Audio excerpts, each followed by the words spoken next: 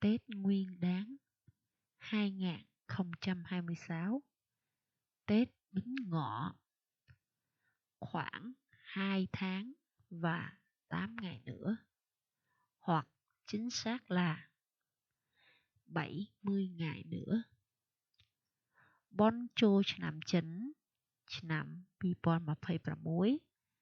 ឆ្នាំសេះ ប្រហែល 2 ខែនិង 8 ថ្ងៃ គិតចាប់ពីពេលនេះតទៅ Tết Nguyên đán 2026, Tết Bính Ngọ, khoảng 2 tháng và 8 ngày nữa, hoặc chính xác là 70 ngày nữa. Bon Choឆ្នាំចិន ឆ្នាំ2026 ឆ្នាំសេះ ប្រហែល 2 ខែនិង 8 ថ្ងៃ គិតចាប់ពីពេលនេះតទៅ